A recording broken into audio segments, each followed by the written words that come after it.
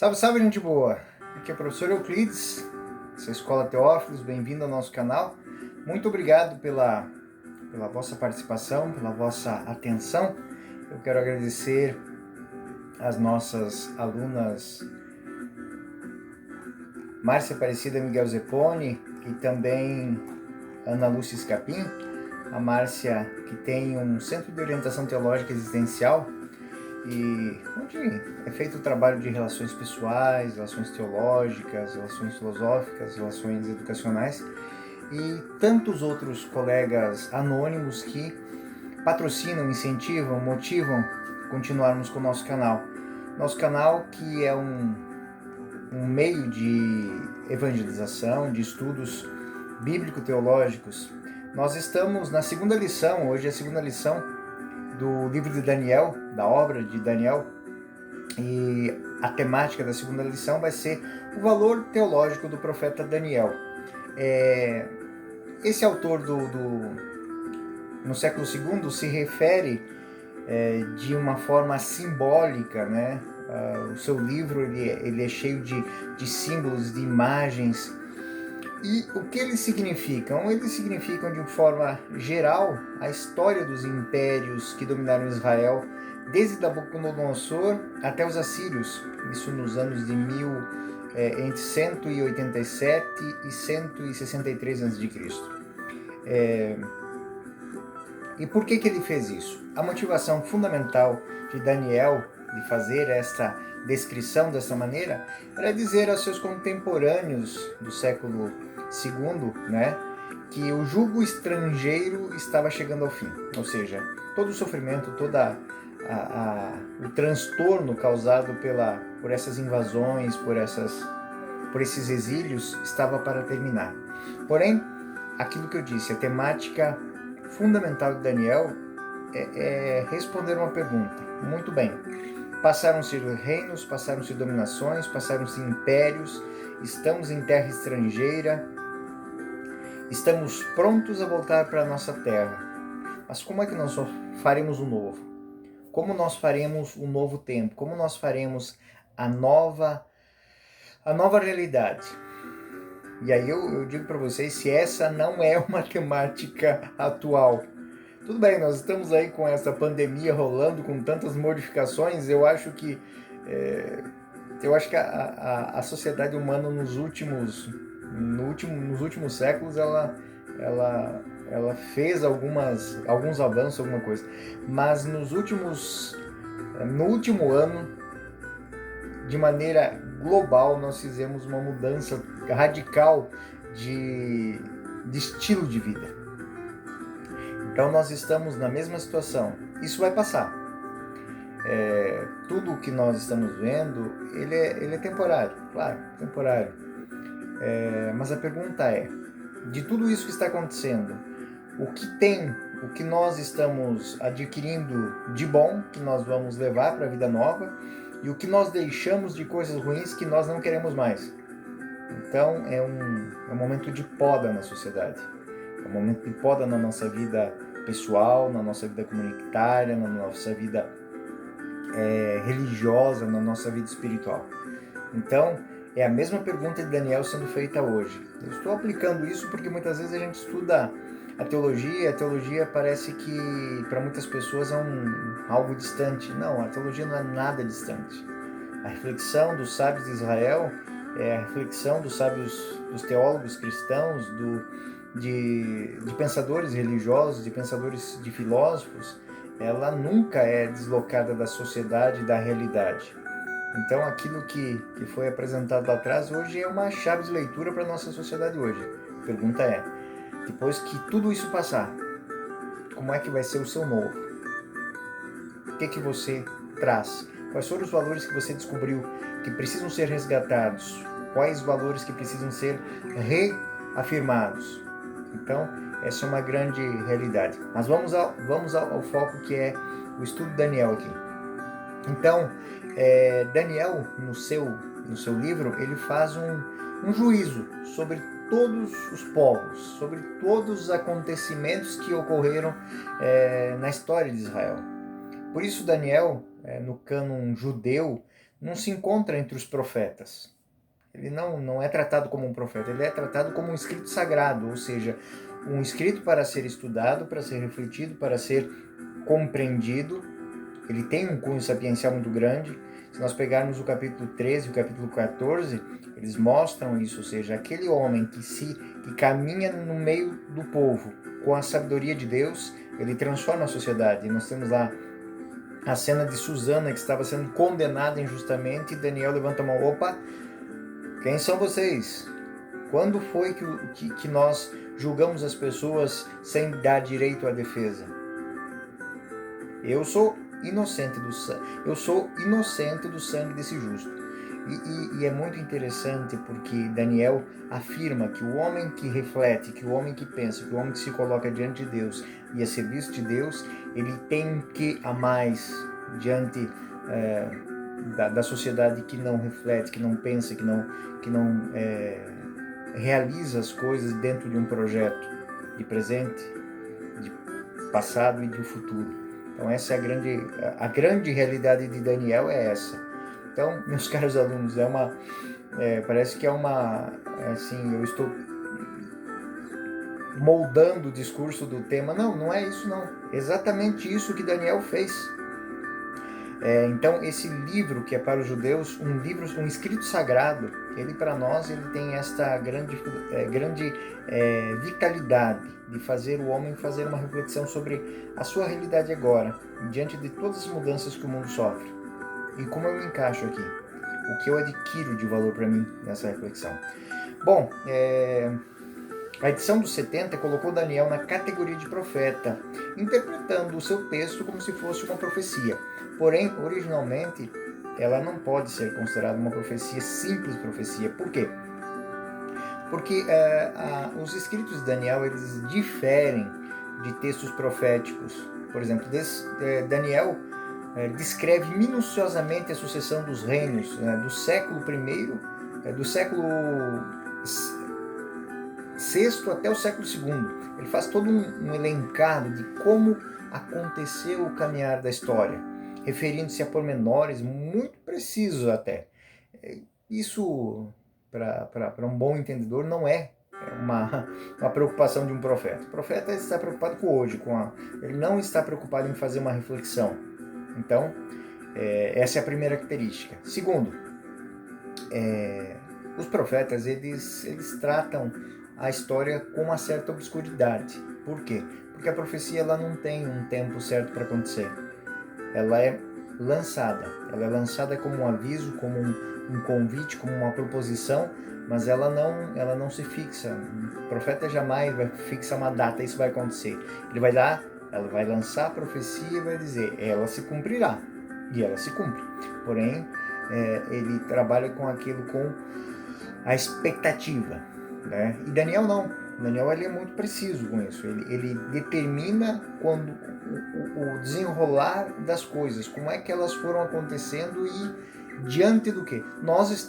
Daniel vai dizer, nós estamos diante de uma mudança. A mudança está aí. Para quem quer ver. Agora, o que você vai fazer com esta mudança que está acontecendo? É muito bonito ele trabalhar a realidade dessas em forma de figuras, né, para manifestar, mostrar que de fato ele é uma palavra de Deus para que as pessoas entendam que o novo se faz com fidelidade, com justiça, com confiança, com abnegação e com determinação. Esses adjetivos não só fazem bem para a pessoa, para a sua comunidade, pois a fortalece, a dá coragem e, o mais interessante, ela é um convite àqueles que não conhecem essa realidade a abraçá-la. Eu posso dizer aqui que muitos cristãos estão hoje tendo uma finalidade incrível na mudança das vidas das pessoas. Pessoas que diante da mudança radical das coisas ficaram meio que perdidas, meio de sem saber onde é. E aquelas pessoas que têm uma espiritualidade, que têm um foco, que têm uma vida centrada, estas pessoas hoje estão servindo de quê? De exemplos. Pessoas que não davam valor à família, que não davam valor à espiritualidade, Hoje elas estão tendo esse reencontro com as suas raízes, com a sua família, com a sua felicidade, dando valor de fato àquilo que tem valor, dando o verdadeiro, justo local. Essa é a dignidade, esta é a realidade que Daniel apresenta para os seus contemporâneos. Né?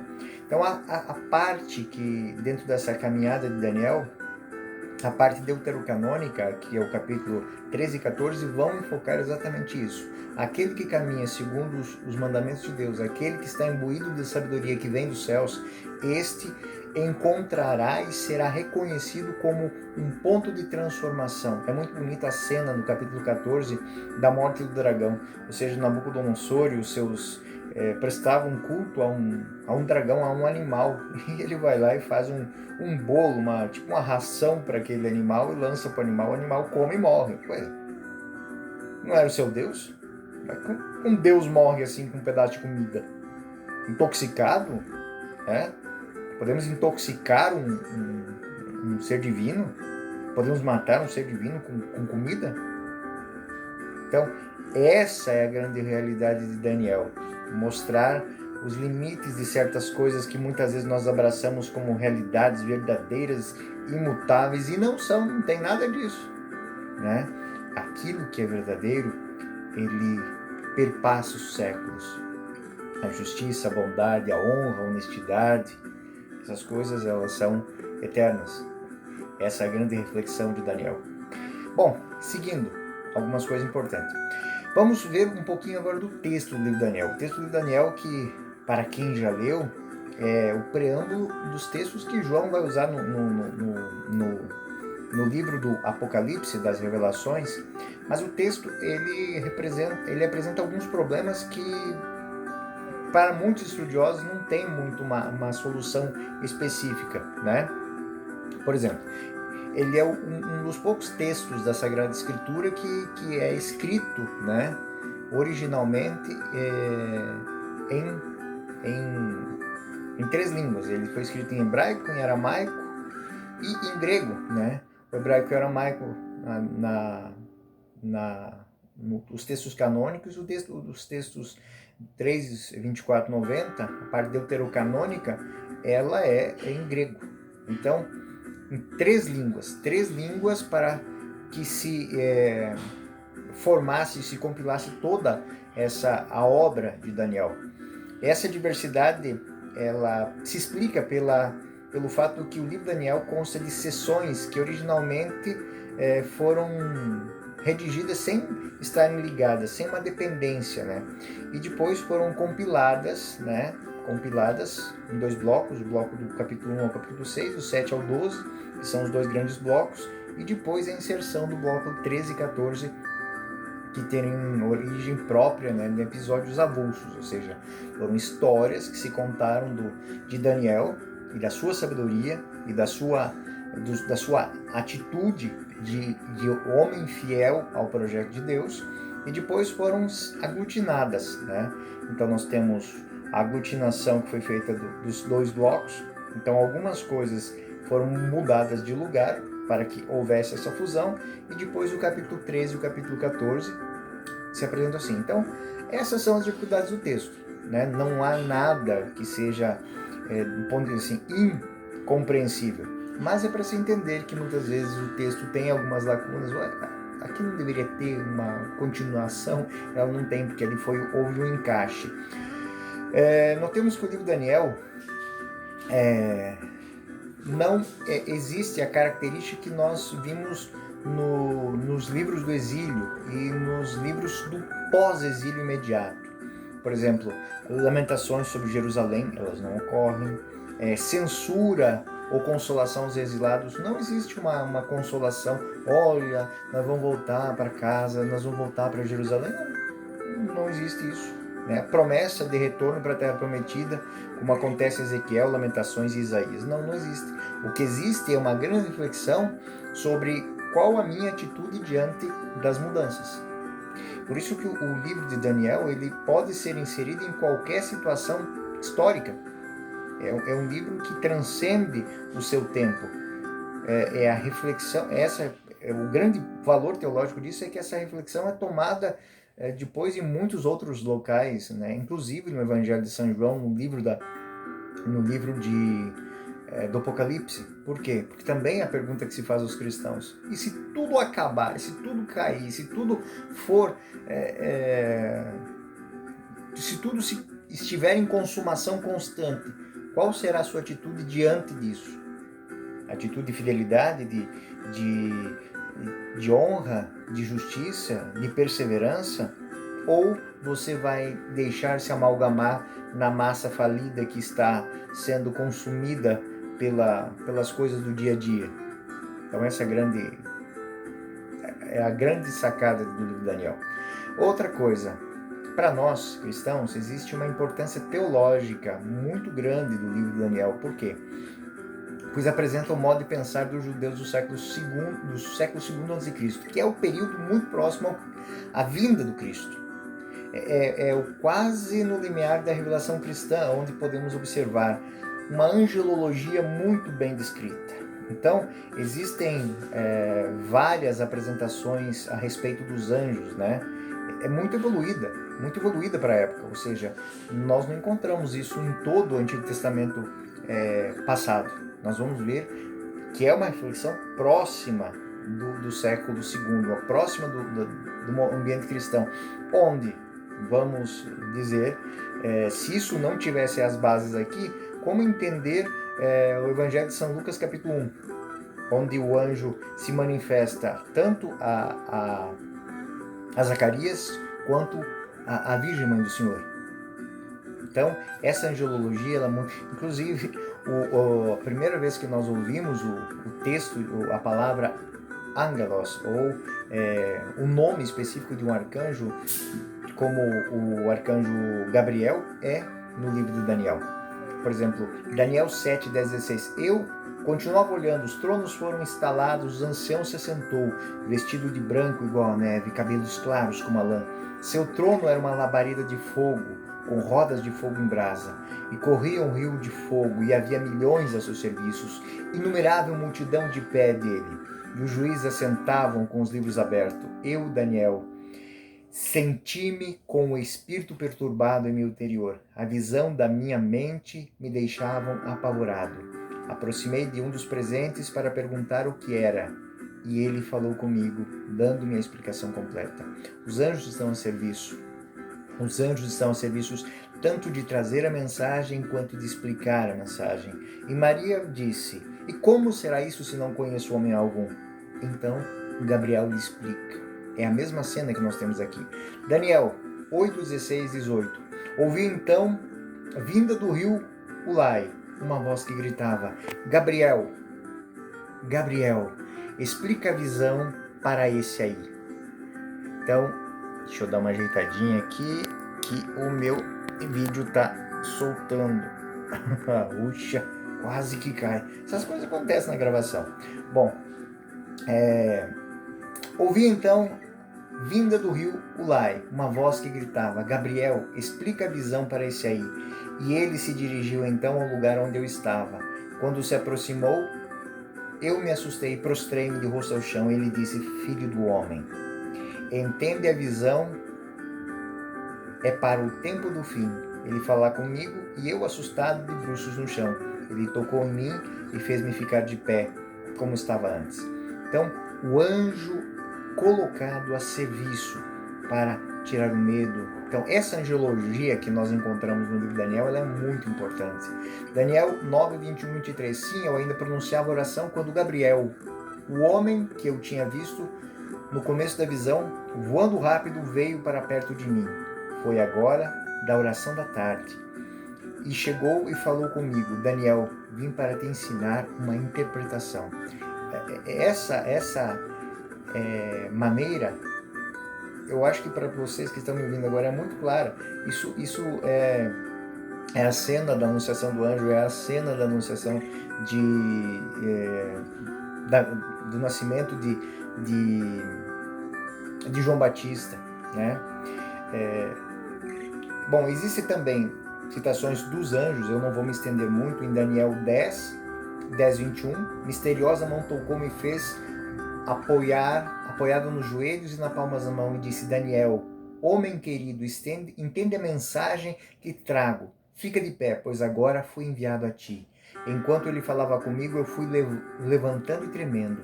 Ele disse: Deixa o medo, Daniel, pois desde o primeiro dia, quando começasses a meditar e a te humilhar diante de Deus, tuas palavras foram ouvidas, e é por causa delas que eu vim.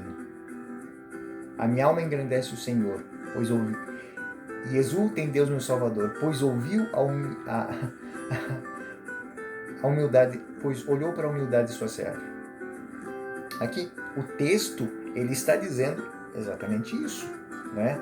Então, nós encontramos no livro de Daniel as bases da angelologia para a gente entender essa relação de mensageiros. É os mensageiros que se apresentam para fazer aquele convite. Convite é uma mudança. Convites que fazem, de fato, transformação na vida.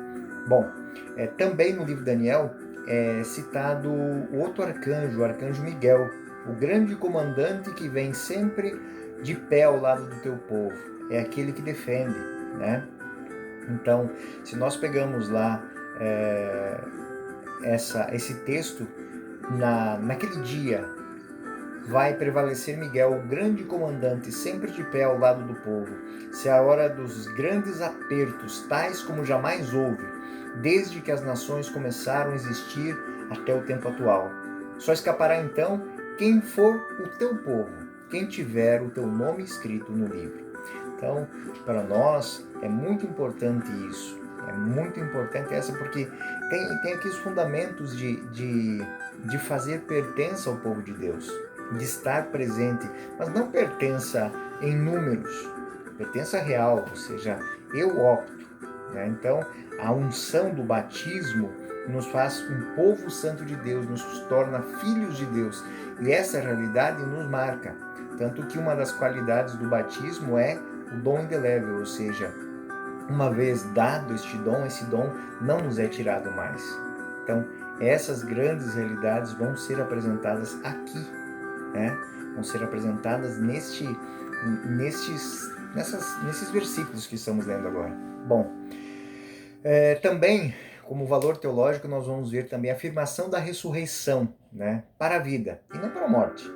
O homem não vai ressuscitar, não vai ser chamado à vida eterna para ficar em repouso eterno. Ao passo, né, é uma grande mudança, porque isso não é compreendido em Jó.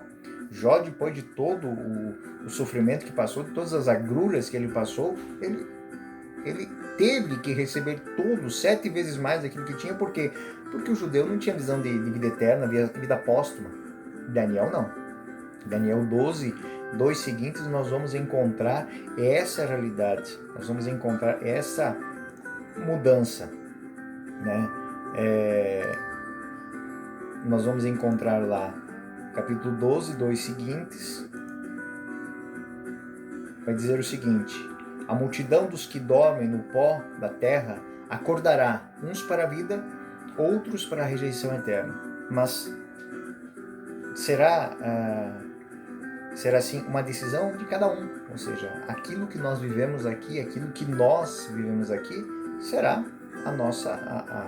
nosso maior argumento de que nós somos merecedores da graça ou do próprio eterno, né? Então nós fazemos o nosso caminho. Isso não era próprio do livro de Jó, nem do livro do Eclesiástico. Isso é algo próprio de Daniel. Daniel funda as bases da ressurreição para a vida eterna, ou para o castigo eterno. Assim, quem decide isso somos nós. E o livro de Daniel inteirinho, ele coloca as bases disso: fidelidade, justiça, esperança, temperança, convicção, permanência. Então não importa o que os outros estão dizendo de mim, eu estou vivendo a minha vida porque eu tenho um projeto de vida a curto, a médio e a longo prazo.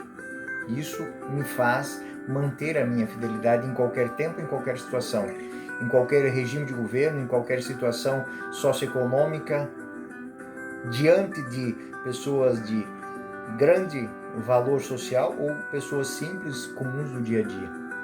Então, Essa é a grande realidade que nós aprendemos. Outra coisa importante dentro do livro de Daniel são as visões, a visão na história como a realização de um sábio plano de Deus, ou seja, tudo tem um começo, um meio e um fim. O Daniel, ele coloca uma realidade que talvez para as pessoas não seja muito clara, ou seja, a continuidade. Quem vive a liturgia quem toma esse foco e percebe que a liturgia que nós vemos, né, Advento, Natal, Tempo Comum, Quaresma, Páscoa, Tempo Comum, Advento, Natal, é um ciclo. Mas aí a pergunta, neste Advento eu tenho que ser melhor que eu fui no Advento passado. Neste Natal eu tenho que ser um homem melhor que eu fui no Natal passado, para que haja um crescimento. E a história tem um começo, um meio, um fim. É aquilo que é as grandes palavras da celebração de Páscoa, o Alfa e o Ômega, o princípio e o fim. Deus presente na nossa história, no começo, no meio e fim. Nele somos, nos movemos e seremos. Nós temos um contínuo crescimento em Deus. Esta realidade é apresentada por Daniel. Capítulo 2 de Daniel, no capítulo 2 inteirinho nós vamos ter essa reflexão. Né? Então, quem gosta de fazer depois aquela leitura mais, nós vamos ver. Daniel capítulo 2 nós vamos ter um grande tratado sobre a ressurreição. Como é que se dá a ressurreição? Em que forma ela se apresenta ao homem, né? Então, é um convite de Deus, é um convite que deve ser pronunciado, ou seja, nós não fomos feitos para a morte, nós somos feitos para a vida eterna. A vida eterna, ela chegará independente do meu querer. Não adianta eu espichar minha vida aqui, ela vai terminar no pó, mas o pó é apenas uma parte. Como dizia Santo Agostinho, nós é um abrir de portas do tempo para a eternidade, do carregado de sofrimento, de dores, para a felicidade eterna. Então essa realidade nós encontramos dentro do livro de Daniel. Daniel também falando desta presença do reino messiânico, nós temos no capítulo 7 e no capítulo 8 essa realidade. Então no capítulo 7 e no capítulo 8, nós vamos ter a visão do Messias, do Filho do Homem, que se coloca diante de todos os impérios e o julga. Nós vamos ver isso na escatologia como o dia final, onde justos e injustos serão colocados, é aquilo que nós vemos nos evangelhos, né? Então, ovelhas e cabritos, uns chamados para a eternidade, outros para a eternidade bem-aventurada e outros para a infelicidade, mas não porque Deus o queira ou porque tem determinado que não, foram tomadas decisões próprias. Então, o livro de Daniel, ele vai nos colocar mais essa realidade. E o capítulo 10 ao capítulo 11 vão trazer realidades para nós de tempos onde é necessário que haja um combate espiritual, uma tomada de decisão, um reforço da nossa espiritualidade. Ou seja, nós não estamos sozinhos, Deus está conosco em todos os momentos, mas é necessário que o invoquemos sobre nós. Por isso, o capítulo 10 e o capítulo 12 de Daniel, do capítulo 10 ao capítulo 12, nós temos um grande convite a uma vida espiritual contínua, né? Não nos deixar atormentar por momentos de indecisão, né? Diante de todos os reinos que passaram, diante de todas as situações que a história, guerra, sofrimento, fome, não importa. Deus sempre estará conosco, desde que nós o acolhamos em nossa vida. Quando nós olhamos para a liturgia da nossa fé cristã, nós vamos ver que a liturgia, ou seja, aqueles momentos onde a comunidade se une, e o próprio Jesus disse isso, onde 2 ou mais estiverem reunidos em meu nome, eu estou ali no meio deles. Então, o que podemos dizer, fazer uma síntese agora do livro de Daniel, é que o livro de Daniel é uma grande reflexão teológica da sabedoria judaica até a sabedoria cristã, é um grande convite a que cada homem e cada mulher, faça uma grande reflexão sobre sua vida. Como é que se porta na sociedade onde vive, como pensa, como age, como crê, como ama, como morre, como vive. Para quê? Para que não seja pego desprevenido, porque o último dia ele pode chegar a qualquer instante. Estou me preparando para ele? Talvez o tempo de agora nos apresente muito essa reflexão, onde a nossa vida é tão passageira, né? Eu essa semana tive a experiência de ouvir fulano faleceu de uma doença que não teve como fazer. Bom, mas estava ali, estava crescendo no auge da sua vida profissional e foi chamado, sim, foi chamado. Por isso, meus nobres alunos, amigos, essa reflexão teológica de Daniel, ela é atemporal, ela é própria para que nós possamos fazer uma reflexão da nossa vida, da nossa história, da nossa caminhada. Então, leiam o livro de Daniel, leiam com essa ótica. Como eu estou, como está minha fidelidade, como está a minha concepção de que eu tenho um projeto de vida a ser cumprido, eu tenho uma missão a ser cumprida. Qual é a sua missão? Como será a geração que virá depois de você? O que você vai deixar de herança para a geração que vier depois de você? Essa é a grande realidade do livro de Daniel. Muito obrigado pela sua atenção desta aula, é a segunda lição. Muito obrigado, nós finalizamos ela aqui. Eu quero agradecer aos nossos patrocinadores, de maneira especial, Márcia Aparecida, Miguel Zeponi, Ana Lúcia Escapi, tantos outros alunos e amigos que nos patrocinam no nosso canal. Você que ainda não se inscreveu, se inscreva aí, coloque lá o sininho para quando tem um vídeo novo chegar. Na próxima semana nós temos mais um vídeo. Até lá, fiquem com Deus. Eu sou o professor Euclides, essa é a Escola Teófilos. Até mais. Fiquem com Deus.